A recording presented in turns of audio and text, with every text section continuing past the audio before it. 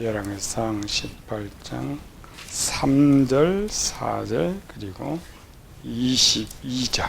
아합이 왕궁 맡은 자 오바다를 불렀으니 이 오바다는 여호와를 지극히 경외하는 자라. 이세벨이 여호와의 사자들을 멸할 때 오바다가 선지자 100명을 가지고 50명씩 굴에 숨기고 떡과 물을 먹였더라. 22절.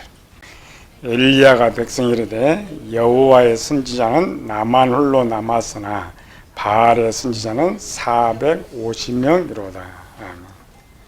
오늘 우상의 지신 6번째 시간. 종말론을 배우지만 종말론이 중요한 건 아니에요. 오늘 현실이 중요하다. 종말론 때를 잘 보면 오늘 현실을 준비할 수가 있죠. 연결했죠. 이스라엘 백성 출애굽에서 멸망까지 크게 3개. 출애굽기 32장, 민수기 25장, 에스겔 8장. 초기, 중기, 말기. 민수기 25장이나 에스겔 8장은 종말의 모습을 보여주고 있지만 셋을 일직선으로 한다면 민수기 25장은 종말 전 상황, 에스겔 8장은 종말에 들어갔을 때의 사건들. 마귀는 한번 성공하면 그걸 절대 버리지 않아요. 우리가 아킬레스건 있죠. 딱 그 상태면 꼭 넘어지듯이 마귀가 쓰는 무기, 요것만 딱 가져오면은 어떤 사람이든지 마귀가 승리했던 무기, 그 무기가 뭐예요? 가장 기본적인 무기, 먹고 사는 거. 대표적인 무기가 2개라고 했죠. 부와 가난. 부한 자는 더 큰 부를 가지고, 가난한 자는 더 궁핍과 환난을 가지고 시험하게 된다.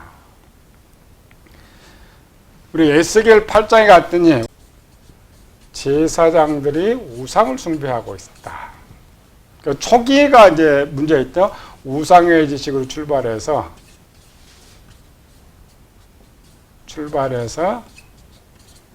우상의 지식의 목적이 뭐라고요? 민수기 25장 먹고 마시자.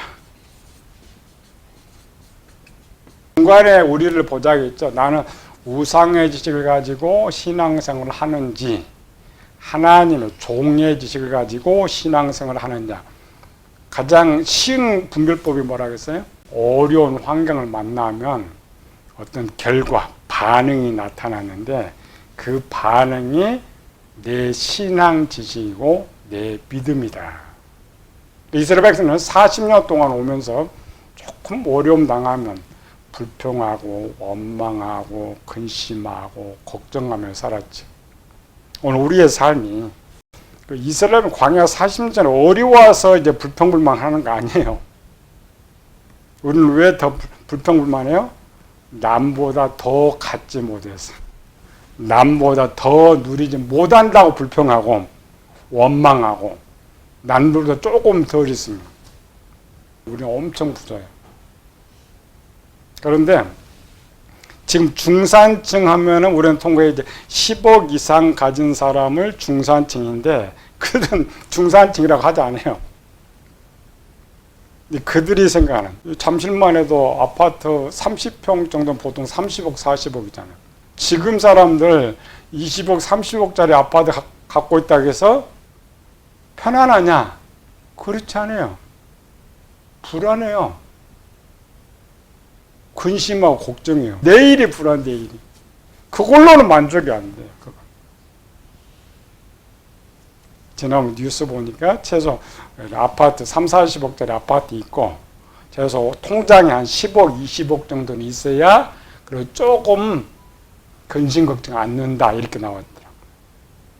시대가 그래. 왜 이 제사장들과 선지자들은 우상 숭배로 갔느냐? 에스겔 시대는 전부 다 우상 숭배를 했을 것이다 라고 착각합니다. 아닙니다. 이 시대의 모델이 언제예요? 에스겔 8장 시대 모델. 오늘 본문 읽은 열왕기상 18장.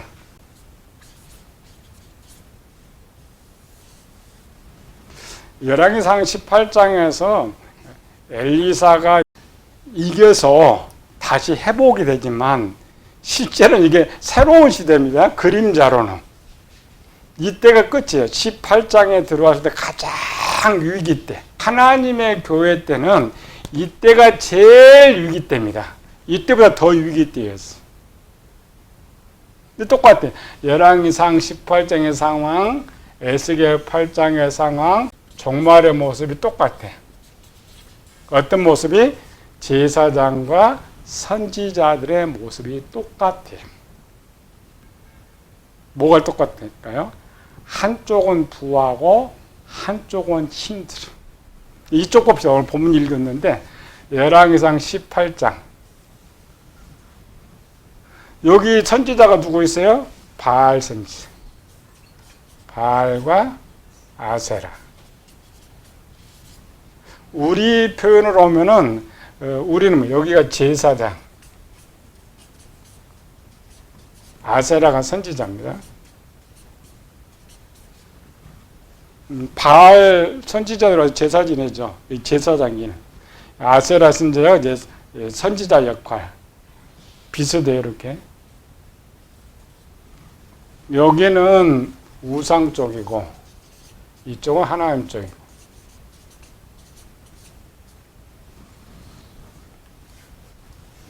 그럼 이 바알 선지자와 아세라 선지자는 원래 누구였을까? 이스라엘 북쪽의 이제 역사로 보면은 원래는 이 제사장 출신이 아니고 그냥 세웠어요.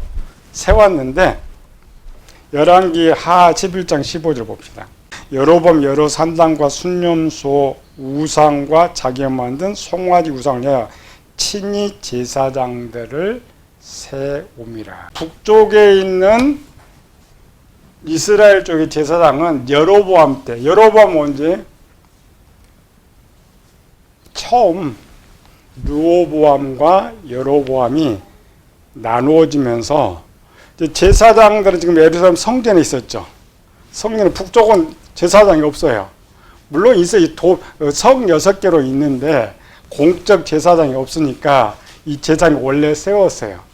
그래서 우리는 생각에는 이들은 세상 사람들이고 이쪽은 목사들이다 이렇게 생각하는 게 아닙니다. 그는 뿌리. 바알과 아세라를 섬기는 제사장이 만약 북쪽에 우상이 없었다고 생각한다면 이들이 제사장이고 선지자입니다.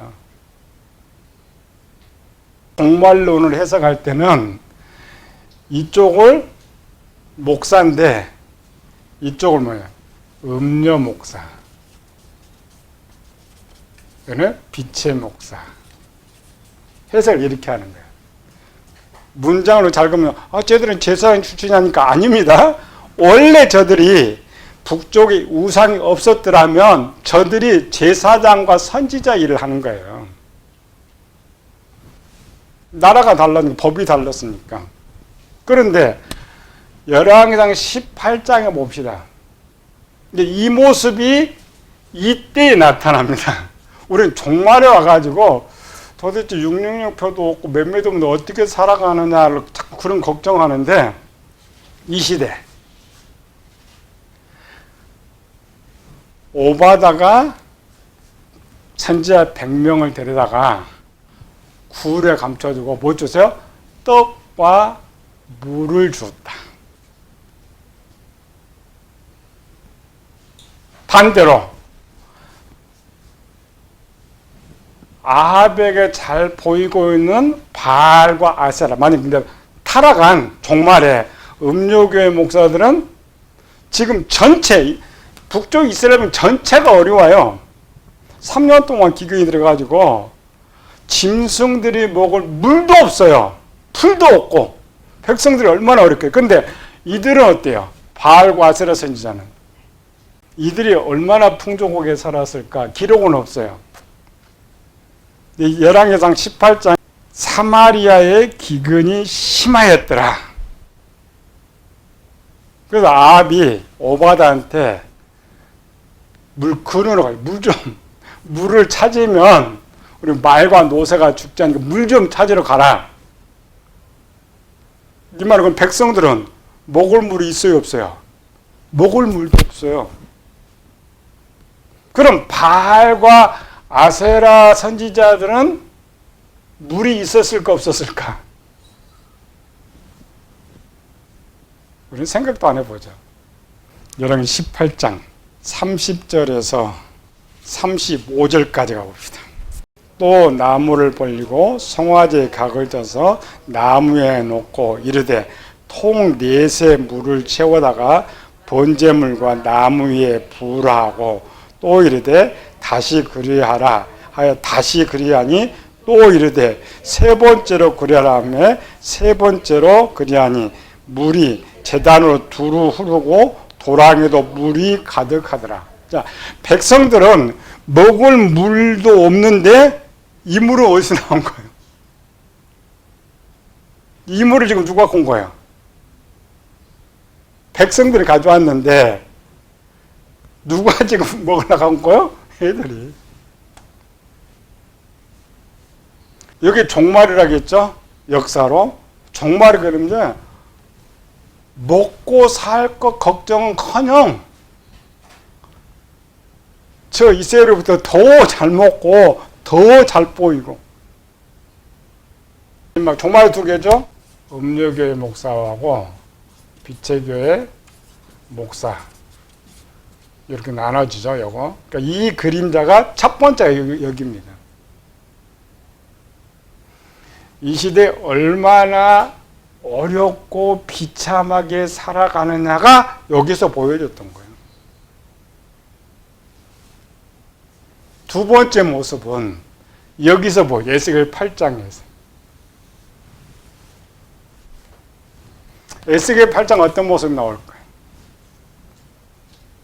우리가 지난번에 봤죠? 성전에 갔더니 전부 우상에 절하고 있었다. 에스겔 8장에서의 두 모습. 이 모습과 똑같았겠죠? 이 모습, 요것도 이제 끝의 상황이니까.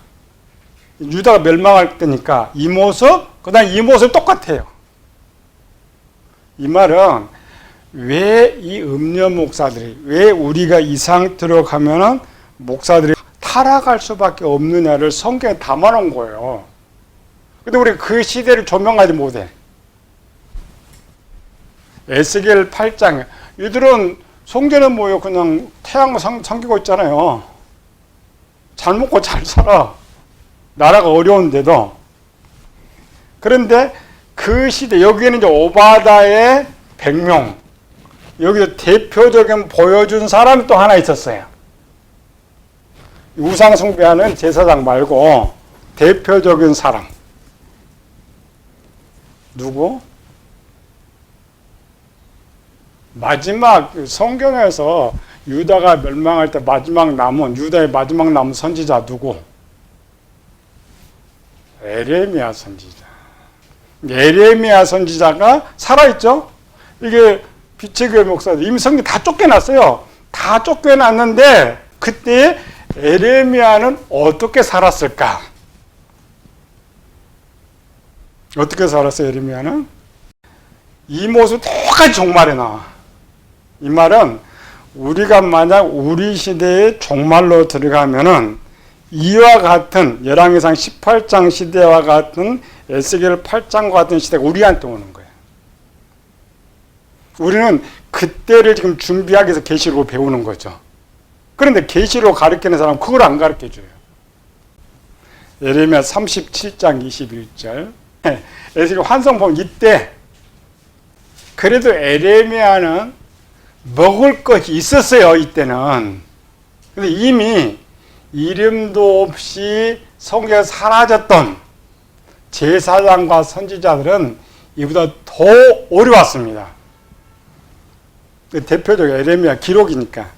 이에 시드기야 왕이 명령하여 에레미야를 감옥 뜰에 두고 떡 만드는 자의 거리에서 매일 떡 한 개씩 그에게 하며 성중에 떡이 떨어질 때까지 이르니라. 에레미야 감옥 뜰에 머무르니라.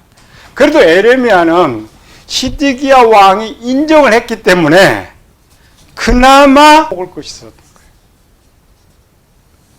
다른 선지자들은 어떻겠어요? 말하지 못해요. 에레미야는 목숨 내놓고 하니까 이대로만 이제 선물할게요. 이제 목숨 내놓고 하니까 어떻게 다른 제사장들이나 참선지자는 내가 제사장이라고도 말을 못해요. 왜? 다 잡아 죽여버리니까. 왕의 명령으로. 또 이 제사장들이 참 제사장, 선지자 다 죽인단 말이에요. 마지막 시대도 똑같아요. 이 모습이 우리 때 나타나는 거예요. 똑같아요. 한쪽은 똑같았는데 마귀 쪽에 쓴 쪽은 호화호식을 누리고 있고 하나님을 선택한 사람은 겨우 떡 하나 가지고 하루를 살아. 오바다가 얼마나 좋겠어요. 그냥 가둬놓고 떡 하나로 물 조금 먹고. 엘리야는 안 그랬어요? 엘리야는 한 명도 못 먹고 살았어요. 고기 먹고 살았어요? 그럼 상상 안 나요? 17장 12절 13절 그가 이르되 당신의 하나님 여호와께서 살아계심을 두고 맹세 나는 떡이 없고 다만 통에 가루 한 움큼과 병에 기름 조금뿐이라 내가 나뭇가지 둘을 주우다가 나와 내 아들을 위하여 음식을 만들어 먹고 그 후에 죽으리라. 엘리야가 그에게 이르되 두려워하지 말고 가서 내 말 전에 먼저 그것은 나를 위하여 작은 떡 한 개를 만들어 네 개를 가지고 그 후에 너와 내 아들을 위하여 만들라. 엘리야가 떡을 3개 먹었어요? 4개 먹었어요? 왜 엘리야는 떡을 2개를 못 먹어요? 우리는 이걸 성경을 빨리 읽어냈어요. 건성으로. 이 사르밧 과부가 남아있는 게 뭐랬어요? 통에 가루 조금, 병에 기름 조금. 그거를 다 떨어가지고 떡을 만들면 떡이 몇 개? 나 하나 먹고 아들 하나인가? 2개? 우리가 성경을 잘못 읽으면은 3년 6개월 동안 통에 가루가 떨어지지 않고 병에 기름이 떨어지지 않았다. 그럼 하나님이 가득 채워줬을까요? 그만큼만 채워줬을까요? 우리는 성경을 어떻게 읽냐면 이런 그릇이 있는데 가루가 지금 떡 2개 하나씩 먹어야 하니까 떡 2개 만들 만큼 사실 그것도 안 됐는데 그 가루가 이만큼 있었고 병에도 그 가루로 떡 하나 만들 만큼 기름이 남았는데 하나님께서 통에 그냥 가득 채워줬다고 착각해. 채워줬을 것 같아요. 떨면 항상 2개 정도만 나왔을 것 같아요. 2개. 그러니까 항상 털어가지고 엘리야 주고 또 털어가지고 또 떡 만들어 먹고 지금 요쪽 나왔잖아요. 오바다가 감춘 선지자 에레미야 나오죠. 다 똑같습니다. 만약 가정해 봅시다.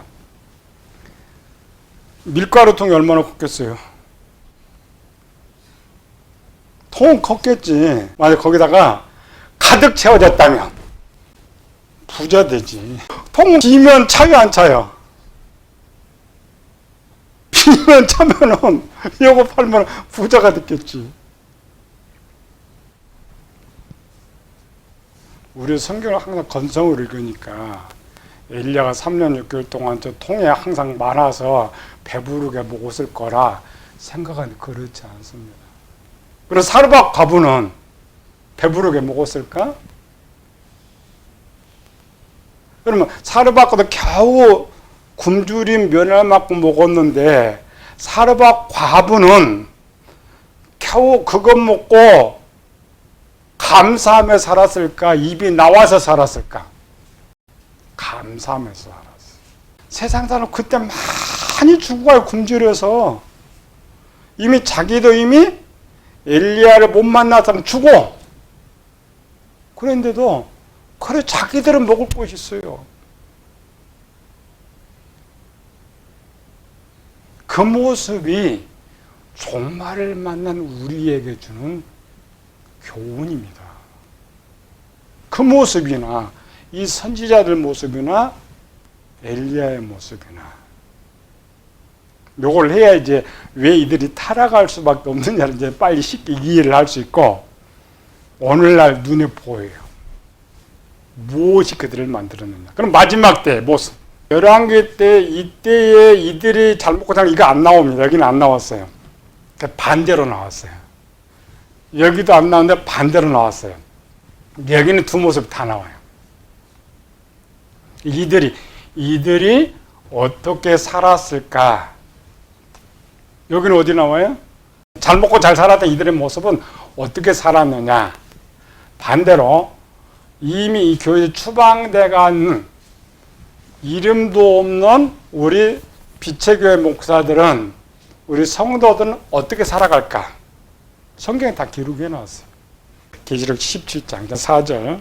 그 여자는 자줏빛과 붉은빛 옷을 입고 금과 보석과 진주로 꾸미고 손에 금잔을 가졌는데 가증한 물건과 그의 음행에 더러운 것들이 가득하더라. 음녀예요. 그 여자. 오늘 한국교회 목사들 이때의 에스겔 시대의 제사장 선지자들 바알과 아세라의 선지자들 민수기 25장의 족장들 다 똑같습니다. 하나님을 두려움 전혀 없이 우리가 배우는 그들이 왜 타락하느냐, 왜 타락할 수밖에 없냐, 이걸 찾아내야 돼. 그래야 우리 주님들 반대로 요거는 계속 이제 나와. 어려울 때 우리 성도들은 어떻게 될까? 빛의 교회 목사들은 어떤 상황을 맞이하게 될까? 전부 이깁니다. 우리는 저 환란을 못 이긴다고 생각하는데 여기 살아있었어요. 여기도 살아있습니다. 물론 여기는 참선자처럼 바벨을 많이 옮겨서 또 살지만 이 기록이 어디 있어요? 이때에 만난 우리 목회자들과 성도들이 만나는 모습을 어디다 기록해 놨을까요? 계시록에는 안 나와. 계시록을 쓸 때보다 상황이 더 어려웠을 때 사건 기록이 히브리서 11장 36절에서 38절까지. 또 어떤 이들은 조롱과 채찍질 뿐만 아니라 결박과 옥에 갇히는 시련도 받았으며 돌로 치는 것과 톱으로 켜는 것과 시험과 칼로 죽임을 당하고 양과 염소의 가죽을 입고 유리하여 궁핍과 환난과 학대를 받았으니 이런 사람은 세상이 감당하지 못하느니라. 그들이 광야와 산과 동굴과 토굴에 유리하였느니라. 이게 마지막 여기 사라진 제사장들, 여기 사라진 목사와 교인들이 만나는 상황입니다. 부한 상태로는 절대 가난이 이기지 못합니다.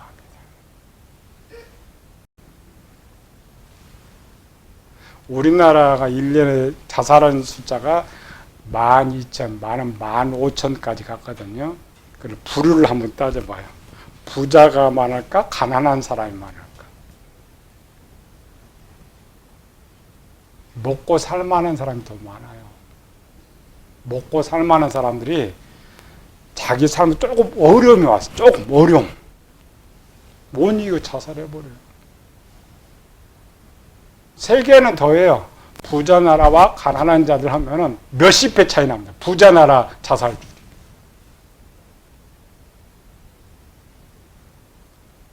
한국 교회가 지금 부로 가잖아요. 이렇게. 그것 때문에 이기지 못해. 가장 큰 문제는 교육의 잘못 문제입니다. 오늘 교회 설교, 목표. 우리 교인들은 우상의식을 가득 차 있어요. 6천년 역사 동안에는 마귀가 힘들여서 미혹도 하고 유혹도 하죠. 이때는 손 안 대고 코 푼다고 손 뗄 필요가 없어요. 손 댈 필요가 없이 그냥 스스로 와. 이 시대의 바알 이 제사장들이 스스로 자원했어요. 스스로 오라고 하지도 안 해. 거기가 좋으니까 간 거예요. 이쪽은 준다게도 안 가요. 여기 준다게도 안 가요.